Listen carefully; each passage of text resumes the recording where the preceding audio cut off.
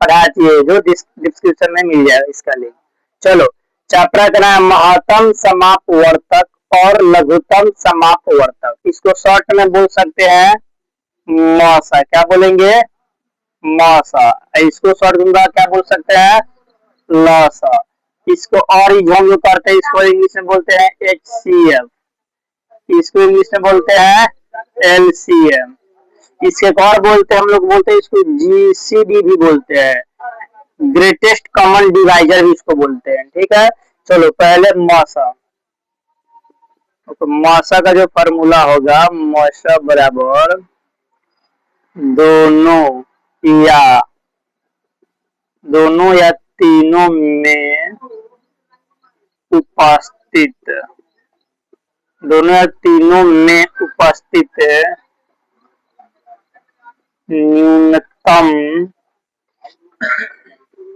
न्यूनतम घात वाले पद।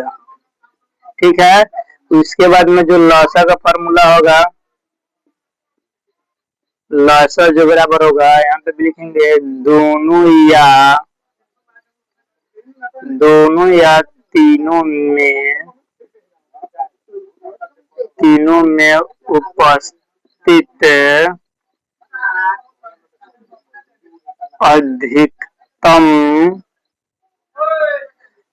अधिकतम घात वाले सभी पद।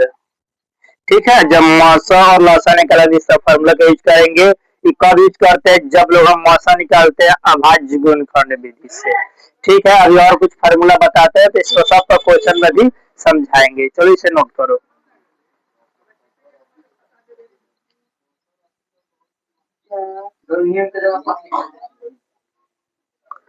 चलो फार्मूला जी हो गया। चलो उसके आगे से क्वेश्चन में पहले बात कर लेते हैं। ठीक है, पहले फार्मूला तब क्वेश्चन, फार्मूला उस तरह क्वेश्चन समझ में आएगा। ठीक है, जैसे हमें क्वेश्चन ले लेते हैं। ठीक है, जैसे यहाँ पे क्वेश्चन ले लेते हैं, हम क्वेश्चन ले लिए 120 और 80 का क्या बताना है? HCF बताना है। क्या बताना है? HCF। और क्या बताना है? LCM बताना है और LCM की बताना है। ठीक है, तो देखो बोले अभाज्य कौन सा विधि से बताना है? अभाज्य गुणनखंड विधि से। ठीक है, यहाँ पे होता है अभाज्य गुणनखंड विधि, अभाज्य गुणनखंड विधि से, अभाज्य गुणनखंड विधि जो अभी जो हम फॉर्मूला लिखे ना उस पर। ठीक है,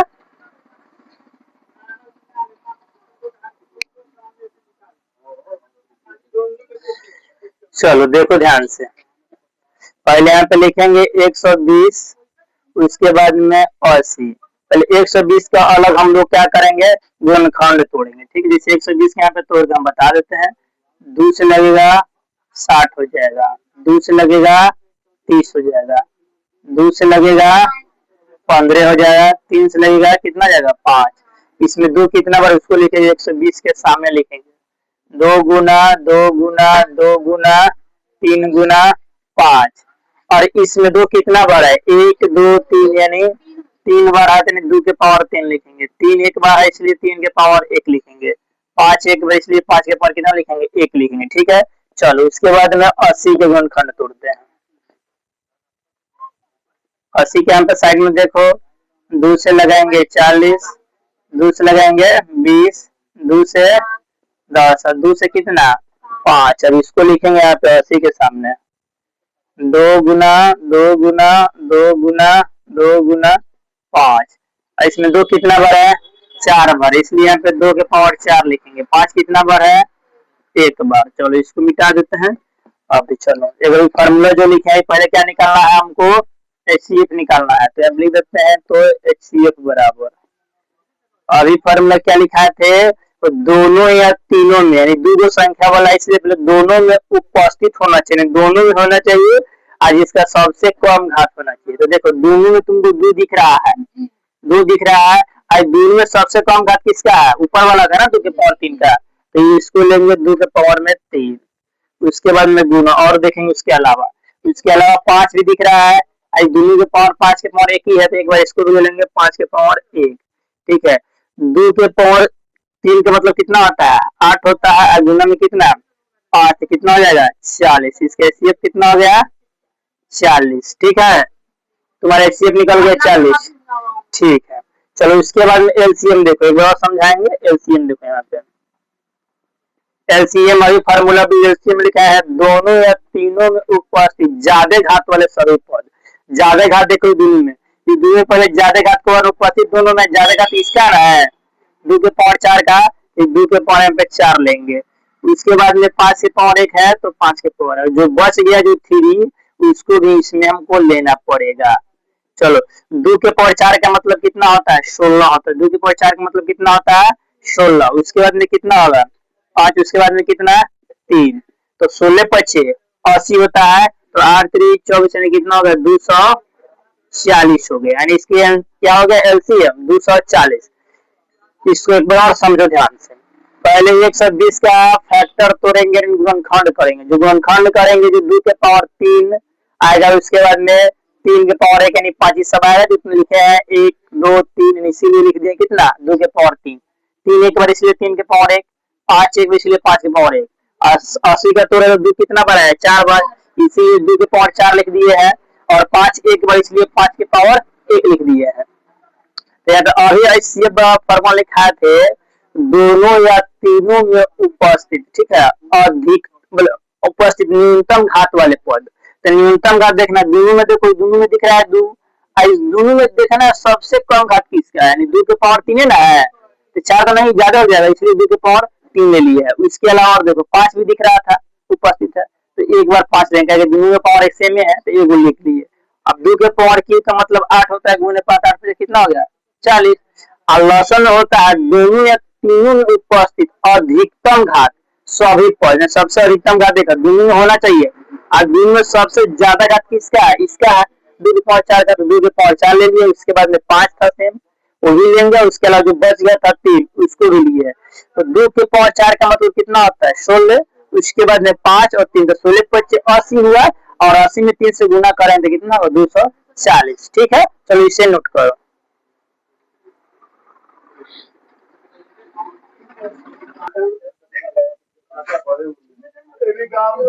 चलो उसके आगे हम नेक्स्ट फॉर्मूला की बात करते हैं। ठीक है, नेक्स्ट फॉर्मूला जैसे होता है दो संख्याओं का गुणनफल। दो संख्याओं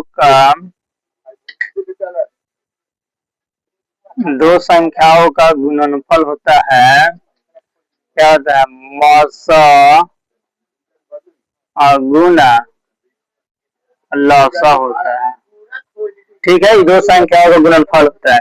दो संख्या इस तरह भी लिख सकते हैं, दो संख्या मान लो कि पहला संख्या है, ये वाला दूसरा संख्या है, जब दोनों को गुना करेंगे तो क्या मेरा प्राप्त होगा मौसा और गुना क्या आ जाएगा लौसा आ जाएगा।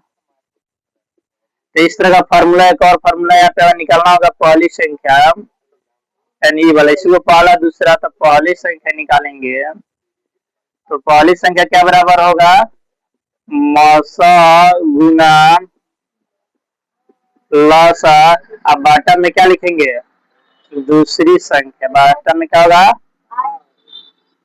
दूसरी संख्या। इसी तरह लिख निकालेंगे, दूसरी संख्या निकालेंगे।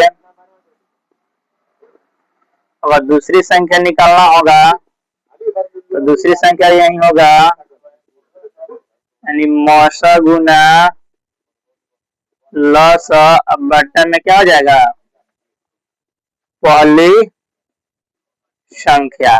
यदि हमको इसमें निकालना होगा, क्या निकालना होगा मौसा, तो मौसा बराबर फार्मूला होगा पहली संख्या गुना दूसरी संख्या। अब बटन में क्या लिखेंगे लौसा लिखेंगे, यानी पहला संख्या दूसरा संख्या हो गया। अब बटन में क्या लिखेंगे लौसा। ठीक है, चलो एक और लिख, मतलब जब लौसा निकालना होगा लौसा तो क्या लिखेंगे पहली संख्या गुना दूसरी संख्या। बटन में क्या करेंगे यहाँ पे मौसा करेंगे, ठीक है। भाई पहला लिखे दूसरा संख्या लिखे है, इस तरह भी क्वेश्चन पूछता है बिहार बोर्ड में मैट्रिक एग्जाम में, 2 नंबर ऑब्जेक्टिव भी पूछता है, कंपटीशन में भी इस पर क्वेश्चन बनता है, ठीक है। चलो इसे नोट करो।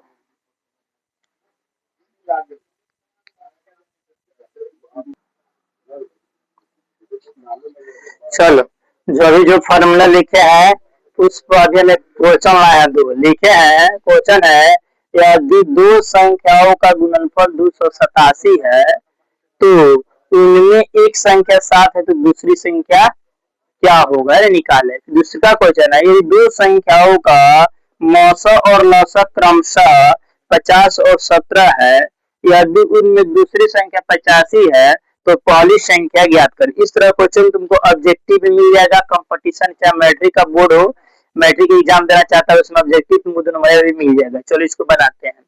अभी इसका फॉर्मूला पता है, 2 संख्याओं का गुणनफल जब निकालना है दूसरी संख्या, तो फॉर्मूला इसके बताते क्या, 2 संख्या का गुणनफल क्या होता है, लिख देते हैं 2 संख्याओं का गुणनफल, ठीक है। 2 संख्याओं का गुणनफल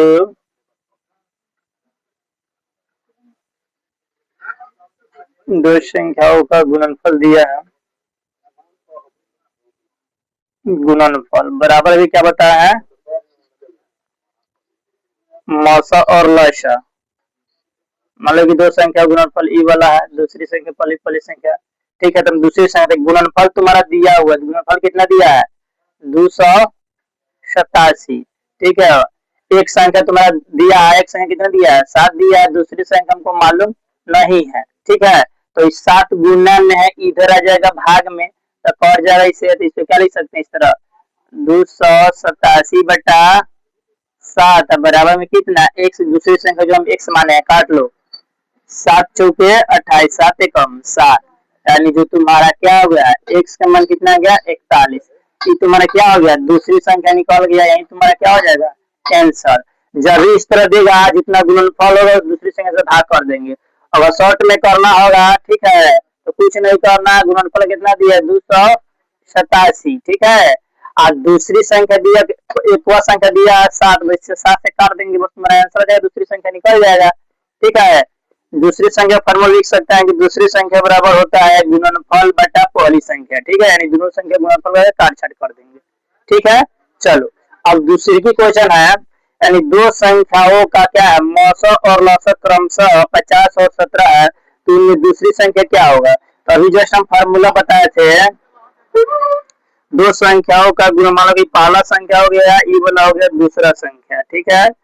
इसका जो होता है क्या होता है गुणनफल बराबर क्या होता है लौसा और मौसा के, मौसा और लौसा के बराबर होता है, ठीक है।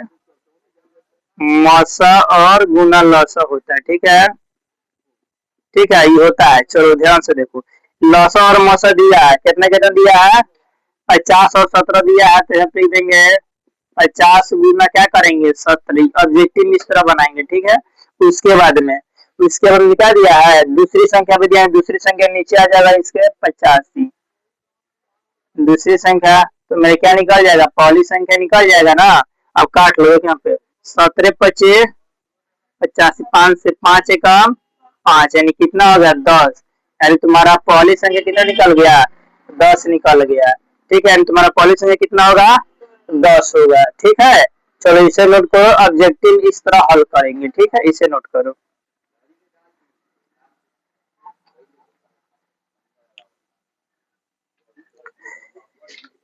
यहाँ पे जो नहीं दिख रहा होगा आंसर, इसको आंसर में आप ले लेते हैं, जो कट गया 17 50 या 5 दून जो 5 नहीं है तो 50 होता है, यानी यहाँ पे इसको लिख देते हैं इधर, ठीक है। यहाँ पे देखना है, यहीं पे देखो, तो यहाँ पे लिख दे, यहाँ पे लिख देते हैं जो आंसर आया था तुम्हारा 102, पहली संख्या कितना आया था 10 आया था, यहाँ पे कटने पर 10 दिया गया, यहाँ पे दिखाई दे रहा है, तो ठीक है।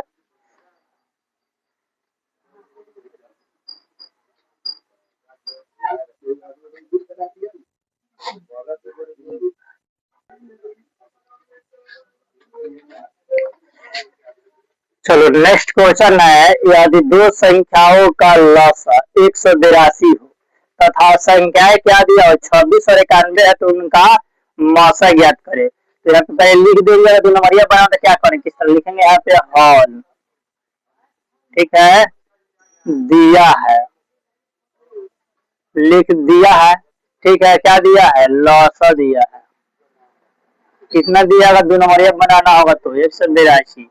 अब जो संख्याएं दिया हुआ है यानी संख्याएं,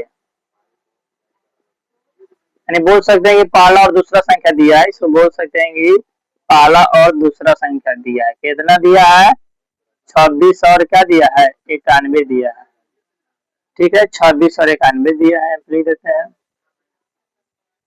26 और 91 दिया है। और बोला है कि क्या निकालने के लिए बोला है कि मौसा निकालने के लिए बोल दिया है, मौसा बराबर वाट नहीं निकालना।